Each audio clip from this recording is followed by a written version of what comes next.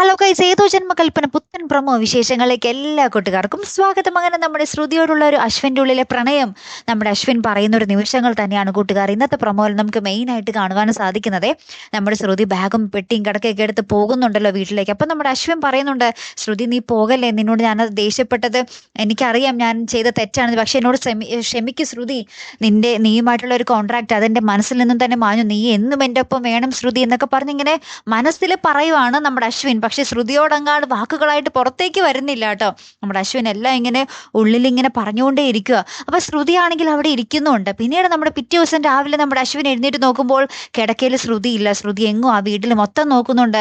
അഞ്ജലിക്ക് നമ്മുടെ മുത്തശ്ശി ഇങ്ങനെ ഭക്ഷണം കൊടുത്തുകൊണ്ടിരിക്കുന്ന സമയമായിരിക്കും. നമ്മുടെ അശ്വിൻ അവിടെയും പോയി അഞ്ജലി ചേച്ചിയോട് ചോദിക്കുന്നുണ്ട്, ശ്രുതിനെ കണ്ടോ എന്ന്. അപ്പൊ നമ്മുടെ അഞ്ജലി ചേച്ചിയുടെ മുഖം അങ്ങാട് മാറുന്നുണ്ട് കേട്ടോ.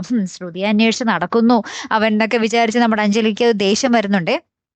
പിന്നീട് നമ്മുടെ മുത്തശ്ശി വന്നിട്ട്, എന്ത് പറ്റി കുഞ്ഞാ നീ ഇങ്ങനെ എന്ന് ചോദിക്കുമ്പോഴാണ് നമ്മുടെ അശ്വിൻ പറയുന്നത്, അവളെ കാണുന്നില്ല, അവളെ കാണാത്തതിന്റെ ടെൻഷനിൽ ഞാൻ അഞ്ജലി ചേച്ചിയോട് അങ്ങനെ ചോദിച്ചു പോയതാ, ചേച്ചിക്ക് അത് സങ്കടമായിട്ടുണ്ടാവുമല്ലോ എന്നൊക്കെ പറഞ്ഞ് നമ്മുടെ അശ്വിൻ വേഗം തന്നെ എടുത്ത് റെഡി ആയിട്ട് ഒരുങ്ങി നമ്മുടെ ശ്രുതിയുടെ വീട്ടിലേക്ക് ശ്രുതിയെ വിളിക്കാൻ വേണ്ടി പോകുന്ന ഒരു നിമിഷങ്ങളാട്ടോ പിന്നീട് നമുക്ക് കാണുവാൻ സാധിക്കുന്നത്. അവിടെ ചെല്ലുമ്പോൾ എന്തായാലും നമ്മുടെ അശ്വിൻ ആ ഒരു ഉള്ളിലെ ആ ഒരു വിങ്ങുന്ന പ്രണയം നമ്മുടെ ശ്രുതിയോട് പറഞ്ഞിരിക്കും അല്ലേ കൂട്ടുകാർ. എന്തായാലും ആ മനോഹരമായിട്ടുള്ള ഒരു നിമിഷങ്ങൾക്ക് നമുക്ക് കാത്തിരിക്കാം കേട്ടോ.